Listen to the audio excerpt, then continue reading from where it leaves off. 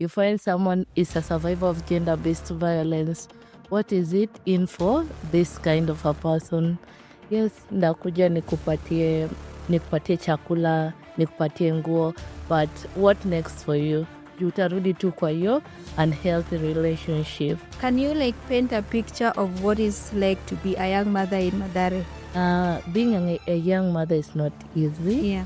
It's a lot of responsibility issues. Unaona, issue ni the time when you kuna mimba, you need all the support that you can get. True. Unaona, mimi nasemanga sio kila kitu inafai kwa financial.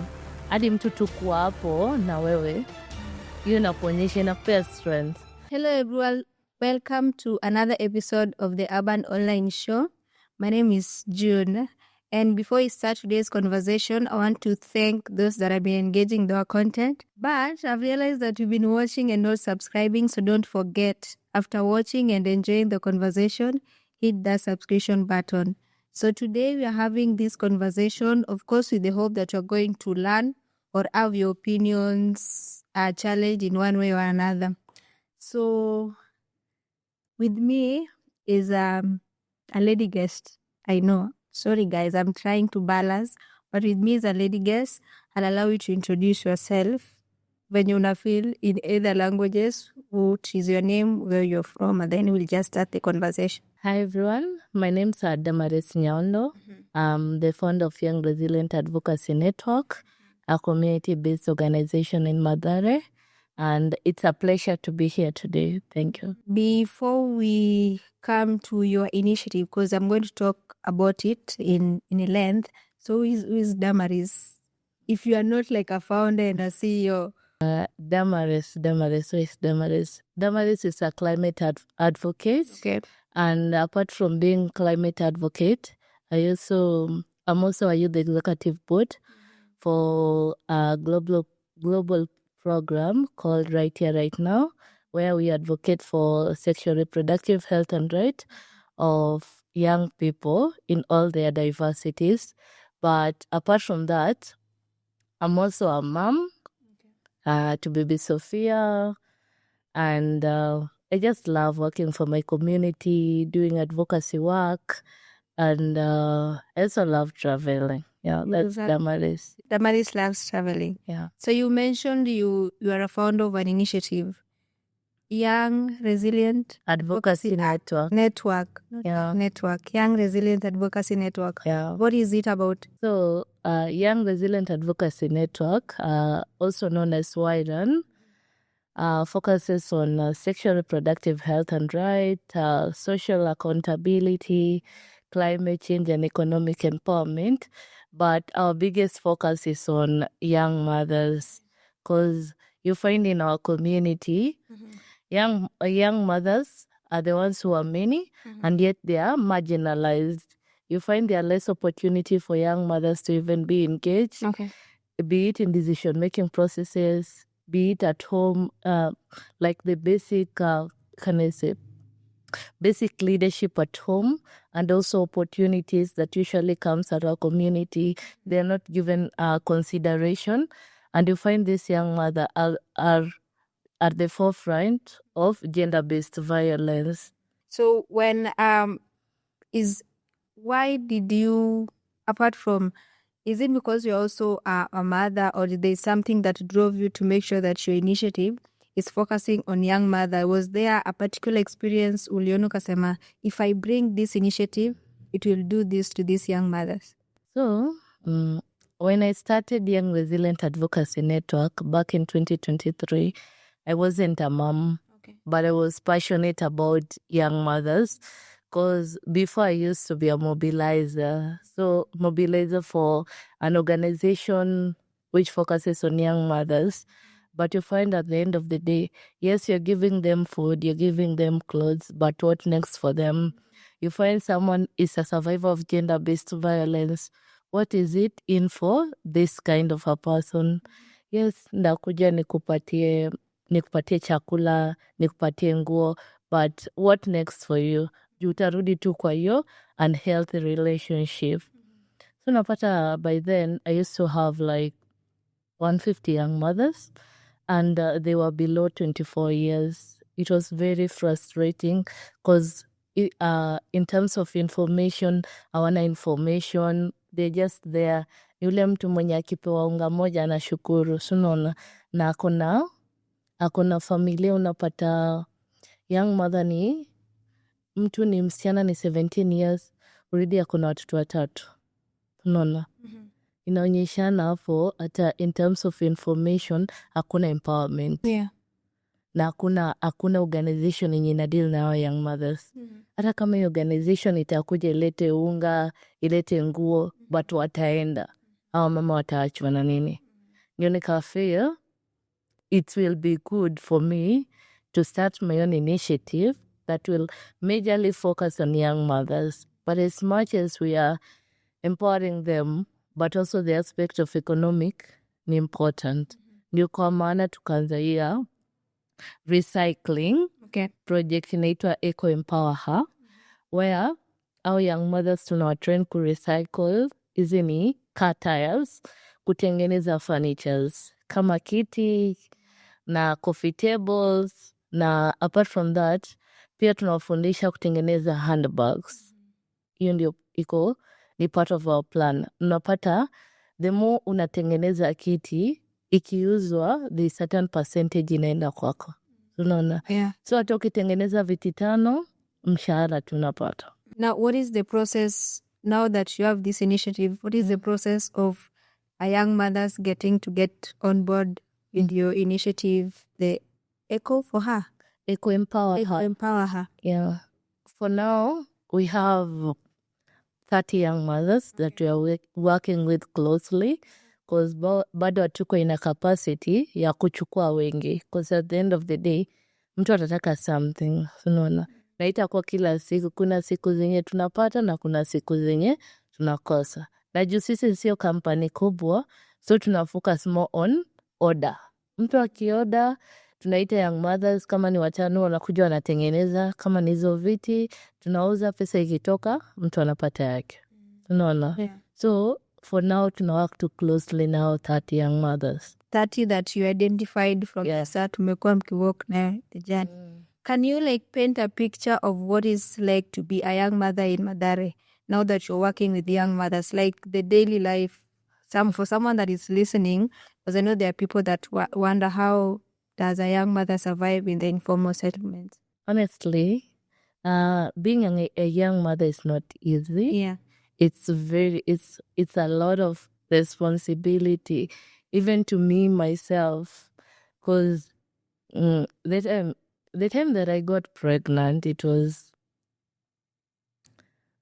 in 2023 around December.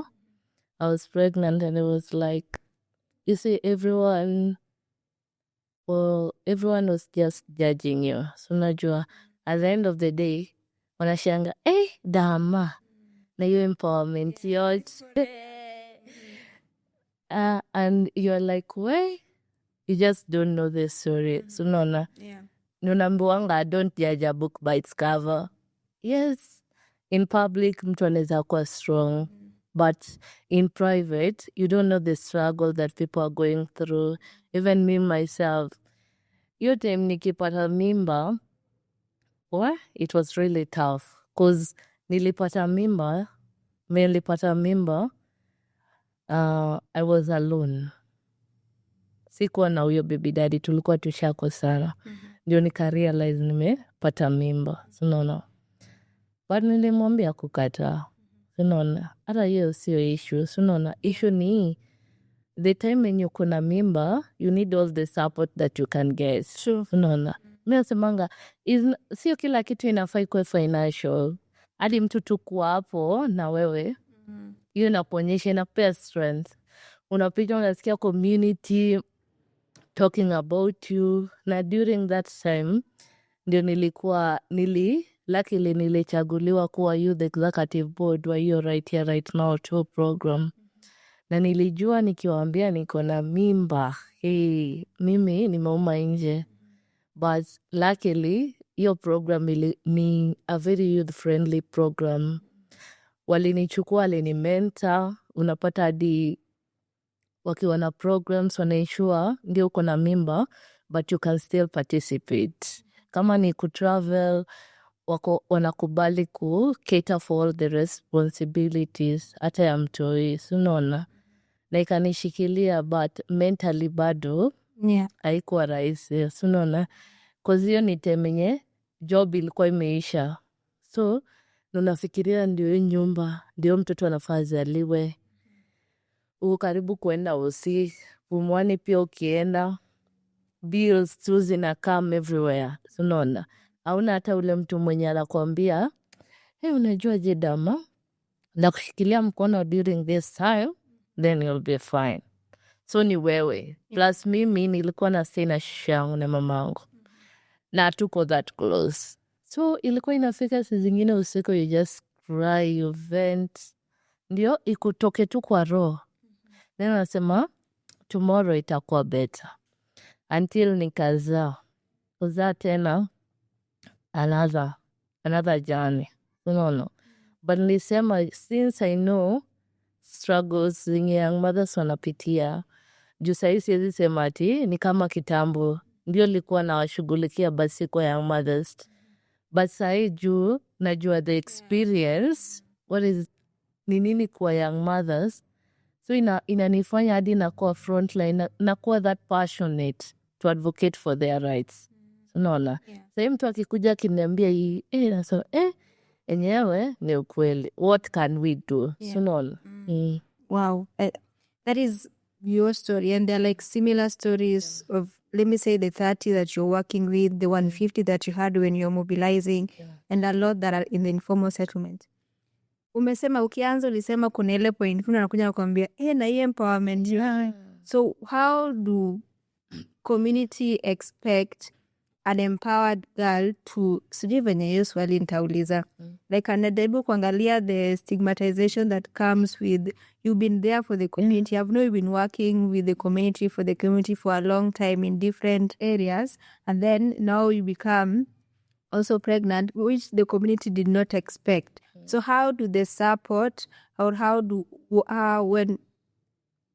when your community na view young mothers, how do it affect the journey? Something like that. I'm really struggling to bring that question.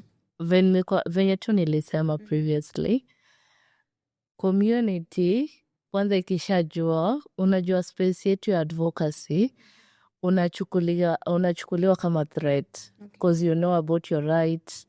You can easily advocate for the challenges that your community is facing. Then you are the same person with all that empowerment, I know my rights and everything, you're pregnant. Kila mtu ako like, we? Sini nyinyi ndio mnaadvocatianga SRHR, mbona kufanya abortion? Unaona? Blah, blah, blah. Like everyone is just talking about you. It's like getting pregnant is a sin. Kupata mimba sio mbaya, unaona? Because mimi hata nilipata at the right age. Mimi si underage, unaona? But community, the moment umeshakuwa empowered, wana feel ukipata mimba hiyo ni abomination. Juu kila pahali unaenda, people are talking about you. Even people that you least expected. Unaona? Inakuwa ni kama a shock. It's like you did something that is very, very bad, like a taboo. Unaona?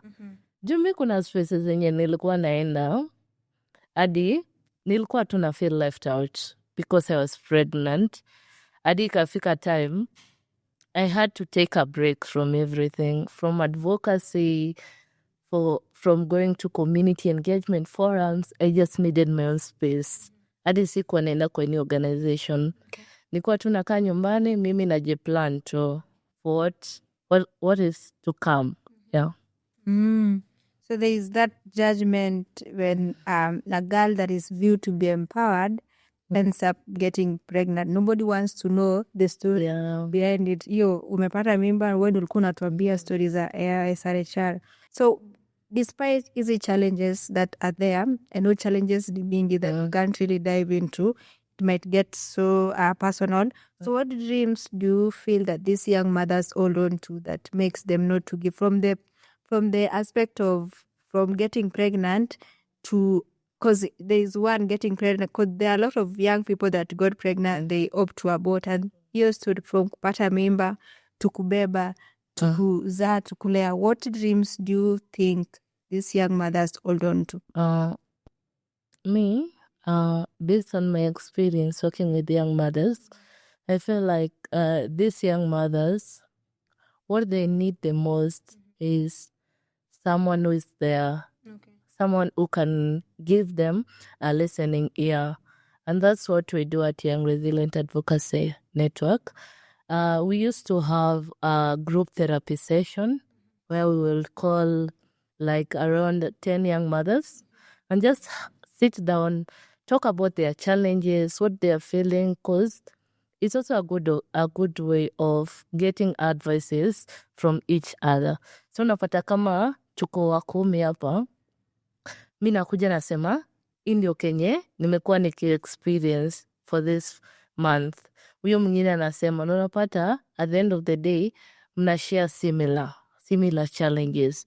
Hata hiyo kitu kama ilikuwa inakuuma ama inakufinyilia, you know you're not alone because you have someone who is listening to you.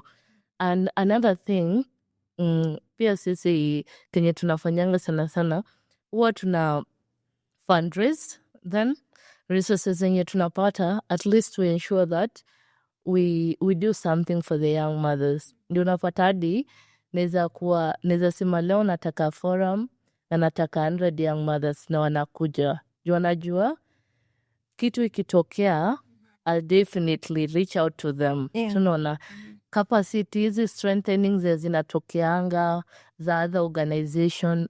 I easily nominate. Naambia, unajua nini, kuna this opportunity imetokea, you just go learn, then utakuja ushare na wengine.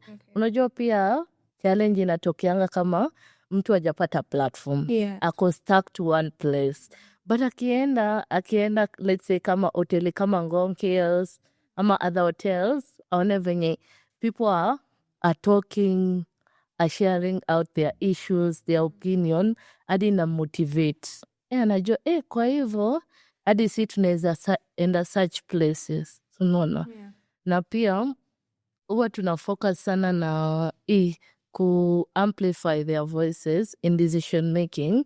Ndio ilikuwa ni last year, tulikuwa tunafanya social accountability, that is the Young Citizens Scorecard. Enye sisi na young mothers tukadecide tunataka ku-monitor a healthcare facility na to campaign for youth-friendly services and maternal healthcare for young mothers. Because at the end of the day, our young mothers, ndio umeshaza, but what next? Haujapata hiyo psychological help, you are traumatized. So unaona, uko na a lot of pressure. But ukiwa na information, hadi inakuwa easy for you to monitor the services. Okay. Looking at the initiatives that zinakuja to work with young mothers, what gap do you think is still there? The gap, first, the biggest challenge ni bureaucracy. So unaona, kunakuwa na a lot of processes. Unasahau huu ni young mother. So unaona, hata some of them wajamaliza hiyo high school.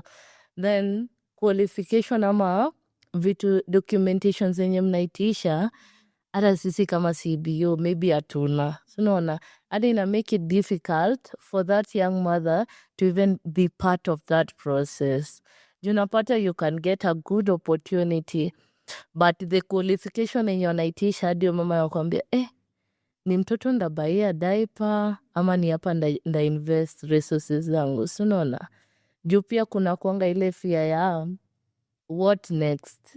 Ndio ndapeana hii pesa, niko sure aje napata pesa zingine. So unaona, ama isipofanyika Dama utanirudishia pesa yangu. So unaona, unapata hiyo burden yote inarudi kwa Dama. So ni mimi I have to have resources ndio ni facilitate everything. Ndio unapata saa zingine tunataka kufanya vitu but hakuna resources. Everyone is looking up to you. So if you don't have resources, ina make it a challenge. Na pia kitu ingine ni a lot of organizations zinakuja zinasema they're interested in working with young mothers, but unapata hao watu tu wenye wako in leadership of those organization wako so judgmental. So unaona, sio everyone ni welcoming. Mtu tu ataona huyu sasa ni young mother, yeye ataniambia nini? There's nothing you can tell us. Hawatawasikiza. Ndio amekuja kuwasaidia, yeye anakuja ni kama tu ile ticking the boxes. Unaona, mimi nikuje nimalize kazi yangu, kenye itafanyika next it's up to you, na conversation inaishia hapo. Nothing happens. I don't know if this question is going to sound vibaya, but when you're doing this community empowerments za girls forums vitu kama hizo, and then we get the reasons for teenage pregnancies, hizi vitu zote gender-based violence, and then now we have a session with now male champions, and there's a conversation that inakujanga that at some point young girls in informal settlements, they get pregnant out of peer pressure, and it's like maybe a competition. They see huyu tulikuwa naye amepata mimba, the lengths ameenda na hii mimba, then they also get. What is your opinion on that? Yeah, I don't mind, because unapata nowadays young people will always be young people. So unaona, we have a lot of friendship. There's always peer pressure even nowadays. You find since my friend amepata mimba hadi mimi nataka nishike mimba. So unaona, mwingine anaona rafiki yangu alipata mimba, sasa anaishi lifestyle nzuri, hadi mimi nataka that same lifestyle. Na what you don't know ni mbona yeye anaishi that kind of a lifestyle. So unaona, tuanze tu hapo, na ujue huyo rafiki yako anapitia nini kwa marriage yake. Marriage is not easy. Unaona, ujue labda usiku yeye anapigwanga tu, na during the day haizi kuja kuambie. Unaona, hadi unapata zingine ni poverty pia. Unaona, mtu kuwa anapitia mashida, yeye ndio breadwinner, mama yake anamtegemea. Unaona, yeye anaona the only way, na wako na ma siblings, the only way acha nitafute mtu pia akuwa ananishughulikia. Unaona, at some point it's true, because even it was in last year we did a campaign on the triple threat. That was on HIV, teen pregnancies, STIs.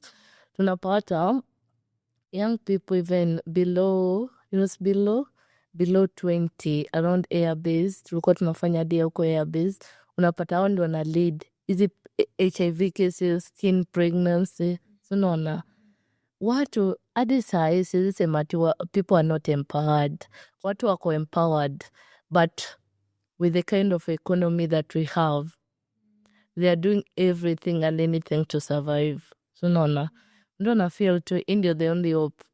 Utaniambia je, mtu ameenda ametafuta kazi hajakosa, ameenda leo ameenda kesho kutwa, na anadaiwa rent, what will that person do? Mama yake anamwambia wewe ndio utafute, umekuwa mtu mkubwa, na ni msichana wa 16 years or 17. What will that girl do? It's not that we are championing for girls to get pregnant, but we are trying to economically empower them. Ndio mtu akiwa na source of income inapia saidia kwa decision making yake. Juu kama mimi mtu mwenye sina job, nikipata hiyo ndio the only choice, what will I do? I'll go for it. But nikipata kazi sasa, hata kama napata 50 bob, najituma ni save, because I know what I want to achieve. I think that is out there. Peer pressure iko, and it's something that we can't ignore also. There are people that get pregnant out of maybe them not knowing. Kuna ula liona akapata misinformation there and there. What ukiangalia saizi tukihave na conversations na young girls na parents, unapata there is that argument that it's because the parents are not being responsible or taking care of their girls at this age ndo kwa maana. So what do you think is the role of parents to this line of early pregnancy and peer pressure hizi vitu zote?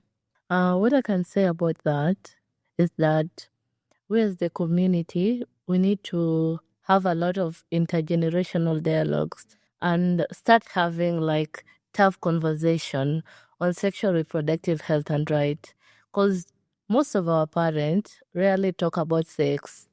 Ukiongelelea sex education at home, hiyo ni taboo. Yeah. Unaona? Hadi sijui hadi utapigwa moto of course wa nje, hadi utaambiwa the company that you're having, Yeah. it's a wrong one. But in reality, young people siku hizi nowadays, and wako the most active. Unaona? Yeah. So ni parents to start embracing such conversation and start educating their children at a younger age.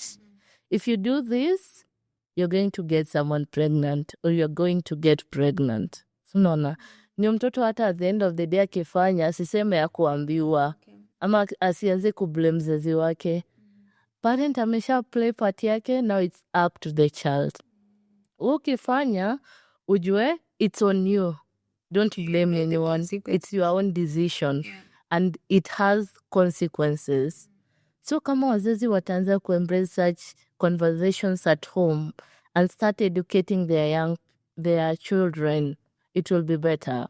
Even ndio kwa maana sahi hadi utapata another challenge ni at schools, siku hizi sahi hata CSC sio hivyo sana.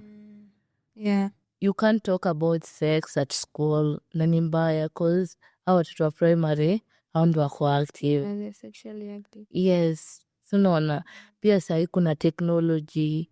Children kwa internet kuna a lot of things. So unaona na watoto ni curious. Mtu anataka kuona maybe ameenda hadi kwa porn sites. So unaona it's not healthy.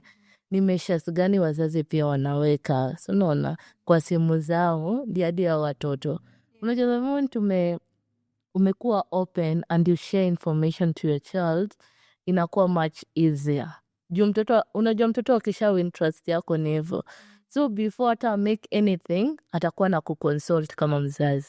Yeah. That is a good key to learn to parents that are listening to walk the journey. I also understand that the generation may be different. So what you think might be working, it's not what is working for this other generation. So how do we find a common ground to bring the different generations to have a conversation? Because hatuwezi wa blame juu wako na because hao wamelelewa hivyo wakijua sex education so ni tabu. Sasa sisi tunakuja tunawambia si tabu, so lazima pia to understand where they are coming from and help them understand why it's important. Sindio? So ukiangalia sahi, what do you think it will take for us means for the community, for the society to break this cycle for good? Because it's something that it's rampant in informal settlements generally.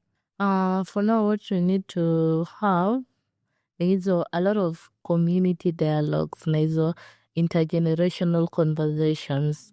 Because to have a lot of intergenerational dialogues, unapata people with different ages come and we have a conversation. Unaona, yes, hii ndio kitu yenye ilikuwa ina happen before, but this is what is happening now. Unaona, na pia conversation kama dialogue inasaidianga ndio both parties wana come to an understanding, si ndio? Yeah. Ndio utapata hapo kuna healthcare workers, kuna hao ma CHVs, unaona, kuna hao elders, community elders, na kuna sasa young people and parents.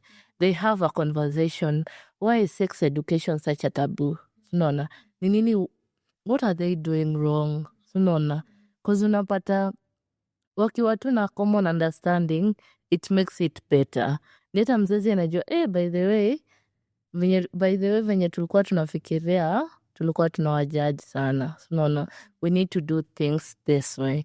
Na hiyo pia itasaidia kukuwe na strengthen communication even between young people and their parents and also the community members. Because young people watakuwa wanafanya vitu kichini. Atakuwa anafanya kitu akijua, si tuliongea na pasi wetu na akakubali na anaweza nipea advice. Hebu niende nisikie venye ataniambia kuhusu this conversation. Hiyo imesha create a safe space. Yeah. Yeah.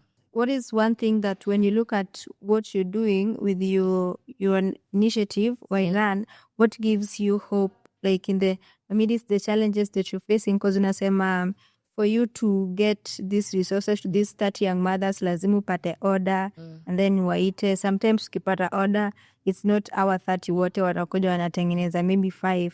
So what immediate easy challenges zote, what gives you hope to continue with this initiative? What gives me hope ni our young mothers, to be honest, because inafikanga saa zingine tunakuanga na meetings, inafika saa zingine unapata tu people are coming. It's not that we are giving them something, but inakuonyesha hao watu wako interested. Juu unajuanga tu mtu mwenye ako interested about something. Juu sahi nikitaka niseme we have a meeting and I need like 50 young mothers. Wanakuja, we just have a conversation. Na sio lazima niwape something. So unaona, inakuonyesha hadi wanakwambia, by the way Dama, tunafaa tujifundishe kutengeneza hivi, sisi tuko ready. So unaona, ama tutakuwa na next activity, si tunaweza penda kufacilitate. So if you see them, how can I say? If you see them interested and come and ask question, it shows that they are curious. They are ready to learn. No. And that's what keeps me moving. Even the opportunities that I get, I also ensure that the first people that I mobilize are young mothers so that they can go and learn. Okay. No. Yeah. Mtu akisoma, hata kama atapata hiyo kitu, but ata practice something at the end of the day. Yeah. No. And another thing is that sisi Wyron tunataka bado tuko fundraising stage, tunataka kutafuta kama nizo equipment, juu drills zenye tuko nazo sio enough. So tunataka kutafuta kama nizo sewing machine na other equipment. Ndio at least hata tukiwa na different variety of equipments, young mothers wanaweza kuja wakilearn. So unaona, hadi mtu akijua kushona, si inamaanisha anaweza kuwa akishonea watu kwa community na napata hizo pesa za haraka. So unaona, mwingine akiwa na a different skill, inawasaidia pia at a personal level. That's what keeps me moving.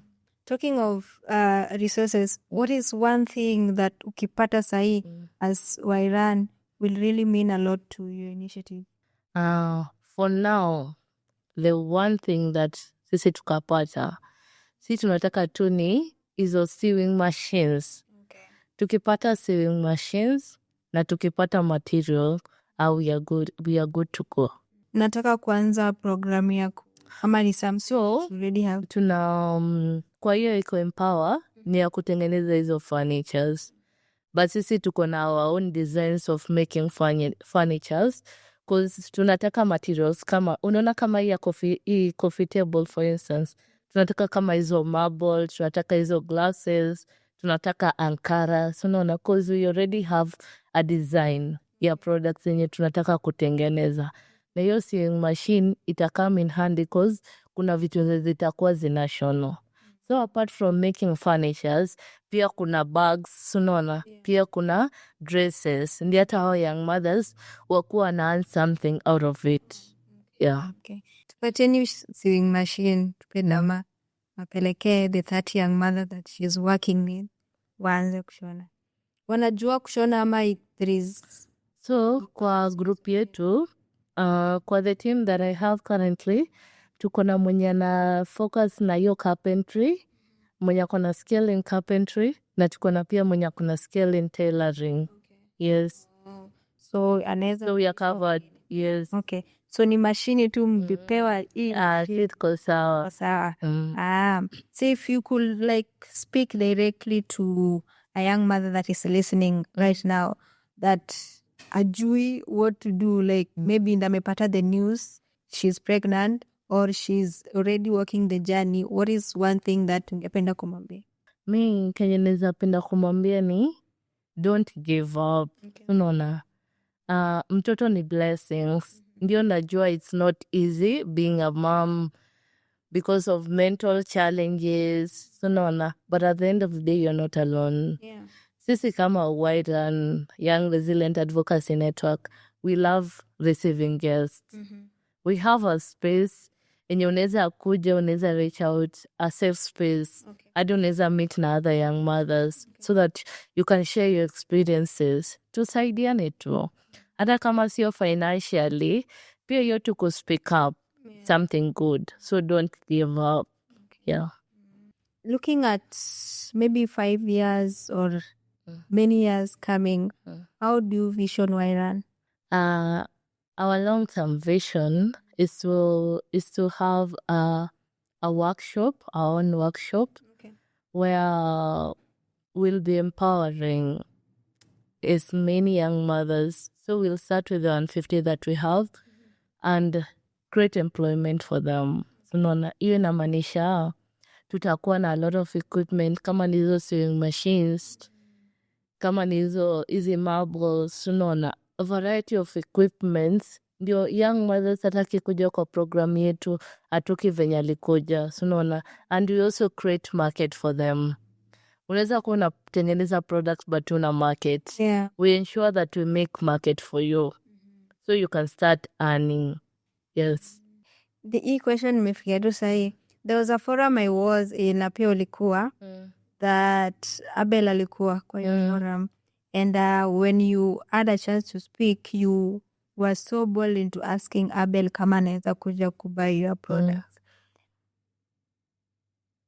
Why do you feel to go because you can just decide, pia mimi niko na mtoto wangu au wako na, mbona sasa una struggle to get help to make sure that our young mothers, like, it's something that someone might say it's not a personal initiative to take care of other young mothers. You're also walking a journey. Because your time I saw, because standing up and asking Abel, hata kama unajua tu vizuri anaenda kusahau labda, because he was there for a short time, but bora amesikia. Where do that drive come from? Is there someone behind it? Ama ni tu ni Dama focused?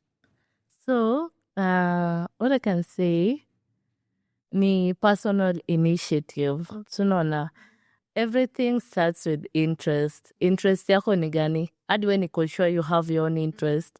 Na inafikanga some point, you do something extra. So, unaona, na si ati utapata something out of it, but because you want to do it. And that's my vision for young mothers and even for Wairan. Ndio najua hata kama utakuja, you're someone that is very difficult to reach. Yeah. But pia unaambiwanga opportunities kama hizo zinakujanga once in a while. Sure. Unatumia je opportunities, ndio. Tunaweza sema sahi labda alisahau, but you never know. Something can happen. Yeah. Nakumbuke, by the way, that girl shares something. I need to do something about it. So, unaona. Yeah. So ukipata opportunity and you know what you want to achieve. Because ni goals zetu ndio zinatupush tuende an extra mile. And that's what I do. Goals zetu ndio zinatupush tuende an extra mile. I don't even know if I have other questions to ask. Is there one thing that you feel you need to talk about? Maybe something new that Wairan is working on apart from the Eco Empower. Eco Empower. Something new that you're working on. Yeah, something new is that currently we are doing a fundraising. Okay. Ani nyinyi mtuchangie, najua nyinyi kampuni kubwa.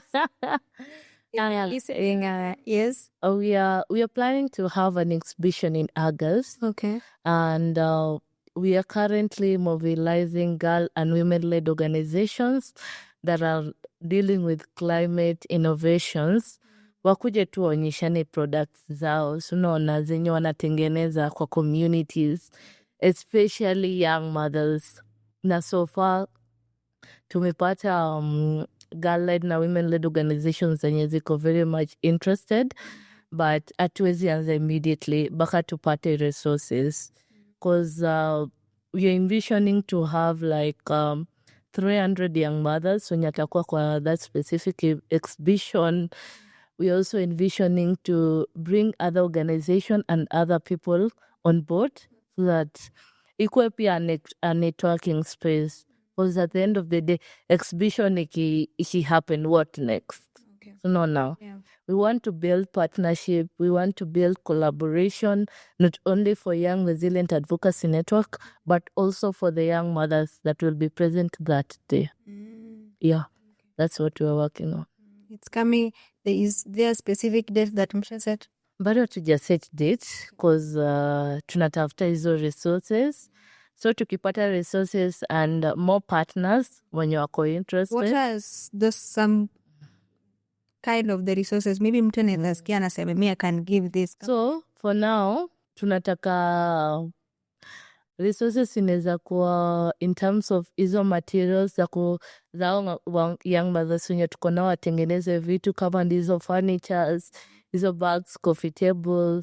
Pia tunataka pia branding, sunaona. Tunataka ikuwe something that is memorable, sunaona. Na pia ita build our own visibility. But apart from that, pia refreshment, inaweza kuwa resource. Sunaona, yes. Okay, that is like a call to action now. Why Run, being led, founded by Dama, is organizing a exhibition in August. They haven't decided a date yet because they are still in the way of mobilizing for the resources. And the exhibition is targeting 300 young mothers. Is it in Madare? Yeah, Madare. In Madare. So young mothers and women-led initiatives that are focusing on climate action and climate change in August. But there are a few resources that if she gets, it will make the exhibition successful. Remember, the exhibition is to bring different items or things that have been made by these young mothers, not from Wairan only, but from other initiatives. Pia wakuje showcase, they might be able to get their market expanded or their network expanded and be able to go back home with something. So if you're listening and you might be interested to be part of that exhibition or just to help in fundraising something that will enable that exhibition to be successful, amesema the equipments and some things as small as refreshments, branding for visibility, and maybe a little money resources because unajua what people will be coming and stuff like that. So if you're listening and you believe in what Wairad is doing for young mothers in Madare and informal settlement, because that is like a major issue, we can't ignore it. That we have a lot of girls in informal settlement that are young mothers. And this episode is not to encourage early pregnancy. It's saying it has already happened, right? We cannot now tuwaeke huko nyinyi, you got pregnant at early age, nyinyi deal nayo. We were advocating for ending teenage pregnancy or early pregnancies, but this has already happened. So how do we stand with this young mother to navigate the challenges that they are facing? So that is the call to action from the Urban Online Show and from Wairan coming in August. So how do we get to Wairan if someone wants to reach out? You can reach out to me via my number. That is 0706 623 730 or at Young Resilient Advocacy Network at gmail.com. Young Resilient Advocacy Network at gmail.com. Amata social media simko. Yeah. Wairan. Ni Young Resilient Advocacy Network. Yeah. Kwa social media ni Wairan. YRAN. Okay. Yeah. So reach out and see what they are doing and also contribute. Remember, the biggest thing they were asking for need that sewing machine. And then also to support the coming exhibition. That's all from me. Damaris, thank you so much for coming. And thank you so much for listening. If you listened and you feel motivated, make sure you share this episode and don't just watch without subscribing. Until next time, this is the Urban Online Show and my name is June.